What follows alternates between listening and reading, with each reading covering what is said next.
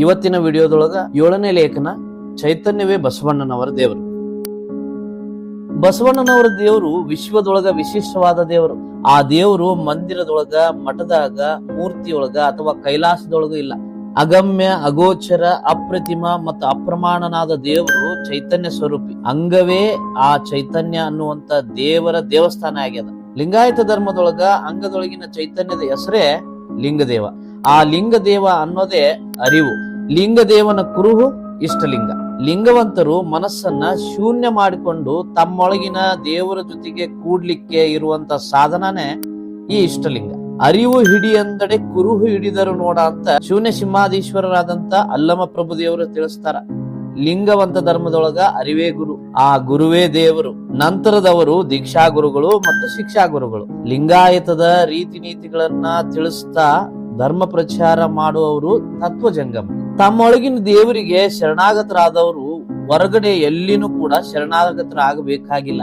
ಆದ್ರ ಸರ್ವರು ಶಿವಸ್ವರೂಪಗಳು ಆಗಿರೋದ್ರಿಂದ ಬಾಗಿದ ಶಿರ ಮತ್ತು ಮುಗಿದ ಕೈಗಳೊಂದಿಗೆ ಶರಣಾರ್ಥಿ ಅನ್ಬೇಕು. ಪ್ರತಿಯೊಬ್ಬನು ಶಿವಸ್ವರೂಪಿಯಾಗಿ ಇರೋದ್ರಿಂದ ಈ ಧರ್ಮದೊಳಗ ಯಾರೂ ದೊಡ್ಡವರಲ್ಲ. ಸ್ವತಃ ಬಸವಣ್ಣನವರೇ ನನಗಿಂತ ಕಿರಿಯರಿಲ್ಲ ಅಂತ ಹೇಳ್ತಾರ. ಅಹಂ ಇದ್ದವರೇ ಕಿರಿಯರು ಅನ್ನುವಂತ ಅರ್ಥನೂ ಇದು ಧ್ವನಿ ಮಾಡ್ತದ. ಶಿವಶರಣರಿಗಿಂತ ಹಿರಿಯರಿಲ್ಲ, ಯಾಕಂದ್ರ ಅವರು ನಿರಹಂಕಾರಿಗಳಾಗಿದ್ರು. ಅಹಂಕಾರದಿಂದ ಮುಕ್ತರಾದವರು ಮಾತ್ರ ಲಿಂಗಾಂಗ ಸಾಮರಸ್ಯವನ್ನ ಹೊಂದಬಲ್ರು ಅಂತ ಹೇಳ್ತಾರ.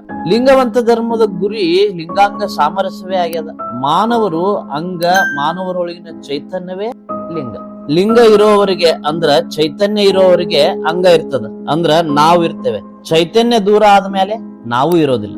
ನಮ್ಮೊಳಗಿನ ಚೈತನ್ಯ ಮೂಲ ಚೈತನ್ಯದೊಂದಿಗೆ ಒಂದಾಗಿ ಬಿಡೋದು. ಹಿಂಗ ನಾವು ನಿಧನರಾದ ನಂತರ, ತೀರಿಕೊಂಡ ನಂತರ, ಮರಣ ಹೊಂದಿದ ನಂತರ ಪರಮಾತ್ಮನ ಜೊತೆ ಒಂದಾಗೋ ಮೊದಲ ಅಂದ್ರ ಜೀವಂತ ಇದ್ದಾಗಲೇ ನಮ್ಮೊಳಗಿನ ದೇವರ ಜೊತೆಗೆ ಒಂದಾಗೋದ ಲಿಂಗಾಂಗ ಸಾಮರಸ್ಯ. ಈ ಲಿಂಗಾಂಗ ಸಾಮರಸ್ಯ ಸರಳವಾದದ್ದಲ್ಲ. ನಾವು ನಮ್ಮೊಳಗಿನ ದೇವರ ಜೊತೆಗೆ ಒಂದಾಗಬೇಕಾದ್ರ ಆತನ ಸೃಷ್ಟಿ ಜೊತೆಗೆ ಒಂದಾಗಿ ಸಕಲ ಜೀವಾತ್ಮರಿಗೆ ಲೇಸನ್ನ ಬಯಸುವ ಮೂಲಕ ವಿಶ್ವ ಮಾನವರಾಗಬೇಕು. ಜಾತಿ, ಕುಲ, ವರ್ಗ, ವರ್ಣ ಮತ್ತು ಲಿಂಗ ಭೇದಗಳಿಂದ ಮುಕ್ತರಾಗಬೇಕು. ಒಳಗಿರುವಂತ ದೇವರಿಗೆ ದಾಸೋಹಂ ಭಾವದೊಂದಿಗೆ ಶರಣಾಗತರಾಗಿರ್ಬೇಕು. ಹೊರಗ ದಾಸೋಹ ಭಾವದೊಂದಿಗೆ ಲೋಕ ಸೇವೆ ಮಾಡ್ತಾ ಕಾಯಕ ನಿಷ್ಠರಾಗಿ ಬದುಕಬೇಕು. ಅಂದಾಗ ಮಾತ್ರ ನಾವು ನಮ್ಮೊಳಗಿನ ದೇವರ ಜೊತೆ ಲಿಂಗಾಂಗ ಸಾಮರಸ್ಯ ಸಾಧಿಸಲಿಕ್ಕೆ ಸಾಧ್ಯ ಆಗ್ತದೆ. ಹಿಂಗ ಶರಣರು ಅಚ್ಚ ಲಿಂಗೈಕ್ಯರಾಗಿ ಜೀವಿತಾವಧಿಯೊಳಗ ನಿತ್ಯ ಮುಕ್ತಿಯನ್ನ ಹೊಂದಿದವರಾಗಿದ್ದರು. ಬಸವ ಧರ್ಮದೊಳಗ ಸ್ವರ್ಗ ಇಲ್ಲ, ನರಕ ಇಲ್ಲ, ಪುಣ್ಯ ಇಲ್ಲ, ಪಾಪ ಇಲ್ಲ, ಮುಕ್ತಿ ಇಲ್ಲ ಮತ್ತು ಪುನರ್ಜನ್ಮ ಇಲ್ಲ. ಸಂಚಿತ, ಪ್ರಾರಬ್ಧ ಮತ್ತು ಆಗಾಮಿ ಕರ್ಮಗಳಿಲ್ಲ. ಶರಣರು ಕರ್ಮ ಸಿದ್ಧಾಂತವನ್ನ ತಿರಸ್ಕಾರ ಮಾಡಿದ್ದಾರೆ. ಮಾನವರನ್ನ ವಿಶ್ವ ಮಾನವರನ್ನಾಗಿಸುವ ದಯೆ ಮಾತ್ರ ಈ ಧರ್ಮದೊಳಗದ. ಈ ಧರ್ಮಕ್ಕ ದಯೆನ ಮೂಲ ಆಗ್ಯದ.